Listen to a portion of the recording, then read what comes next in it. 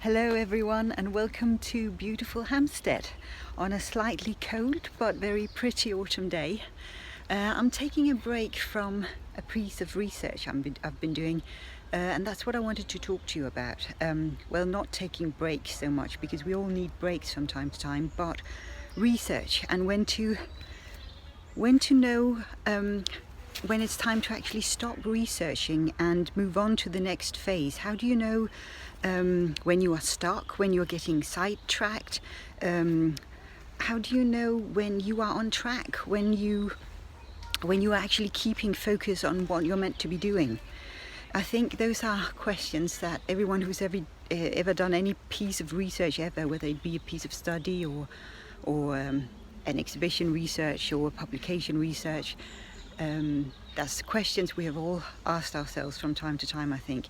I've come up with some sets of questions that can hopefully help or be useful in trying to figure out when you are stuck, when you get sidetracked, how to keep focus, how to get back on track, and when it's time to move on. I hope they'll be useful. Let me know about your experiences as well, and as always, if you like the content of these videos, please like them, subscribe to the channel and add your comments. Let's have a look at the most obvious question first. What are you researching for? Is it an exhibition or display? Is it a publication, an article, a book? Are you gathering information for something specific, maybe a collection, some research network you're working on? Is it a learning activity, perhaps educational material? Is it an event, perhaps a reception, a party, an open house event? It can be something very short term as well you're doing research for. Or are you working on, for example, a collaboration or a partnership project, which means that you probably are responsible for a very specific part of the research. It can be a fund application too, where there are some very specific pieces of information that you need in order to fulfill this work. This also leads to the question, just how much and what information do you need to proceed when you have done quite a bit of work on this, whether it be a short term or well, especially when you're doing long-term research. There comes a time when you start to look at what can I actually do with the information I now have. So how much work can you do right now based on the information that you already have? And that, of course, will give you an idea about how much more you need to collect, to find, to gather, to analyze, to interpret, and so on, to reach your main outcome.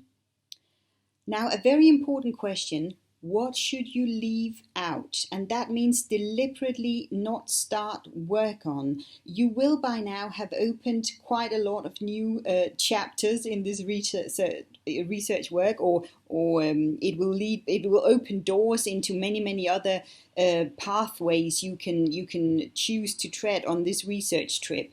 But what should you deliberately not have a look at here in order to make sure that you stay on track? Do you need to have a look at your approaches, your methods, or your work procedures? Because sometimes when we get stuck, it's not actually because we are not gathering the relevant information or because we necessarily need more information. It can be that the way we approach the research or the information is not exactly on track, and you might have to change some of your approaches or your methods a little bit. And of course, how much time do you actually have to do this? Is this a long-term project? Is it short-term?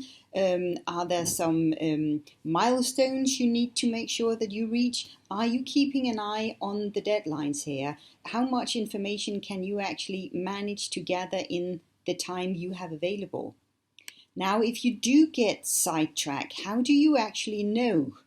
A few questions that can be really useful to ask yourself is, are you collecting relevant information? Meaning, are you on topic? The information you are looking at now, the research you're doing right now, is that relevant for what it is you want to do? Are you coming across the same information over and over again, perhaps in many different sources?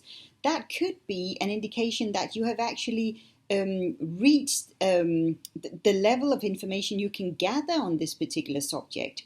Is the information you have what you expected, or does it change your direction and your outcome? If so, how does it? Now, sometimes when we start a research project, obviously we expect a certain outcome, or we expect certain questions to be answered. Now, many times you will actually find lots of new questions, and your research opens up so many new questions that needs answering too. So what exactly are you gathering here? What sort of information are you coming across? What did you expect? And does that change your direction in any way? If so, how does it? Now, sometimes it's actually necessary to change direction or even to change the outcome of a research. Sometimes the information you gather will actually work really well on one specific outcome, for example, in a specific exhibition or display. It could perhaps be that it's more relevant to use on a website or some kind of online content or in a publication or something else entirely. Sometimes information actually makes more sense when you're using a very specific media or a very specific type of interpretation or storytelling. Now, how do you best remember what you're researching for? It can be a simple question, or it can be with a specific purpose in mind. Sometimes this little exercise is as simple as putting a post-it note next to where you normally sit and work, or having a huge poster on your fridge or something like that, whatever works for you. Sometimes it's actually a good idea to keep the main question for your research, or the main outcome, or whatever it is, in very close proximity to where you are working on this, simply to keep in mind what it is you're doing and what you're doing it for.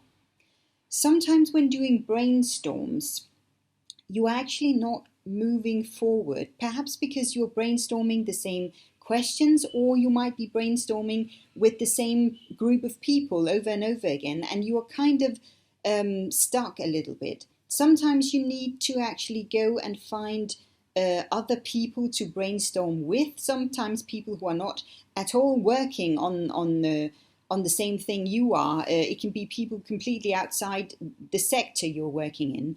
Sometimes a brainstorm is actually not enough. Sometimes you do need a hurricane. Sometimes you really do need to throw everything up in the air and not necessarily start over, but look at it from completely new and different perspectives. The final point probably is the most important one.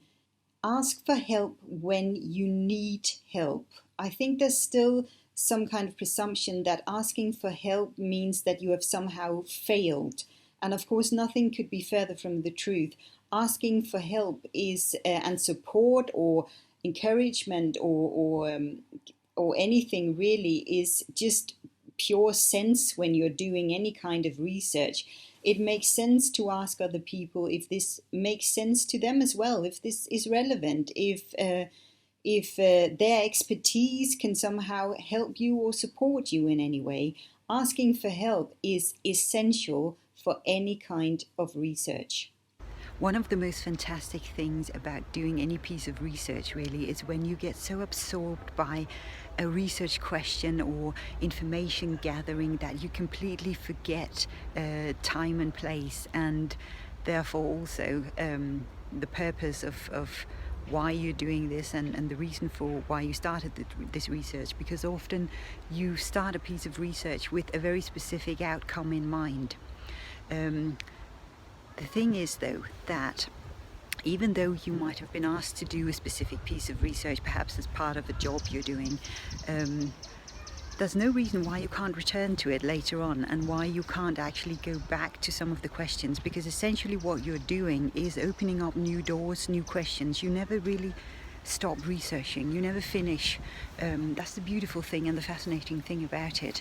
It's of course also one of the main reasons why it's so easy to become sidetracked and to become stuck.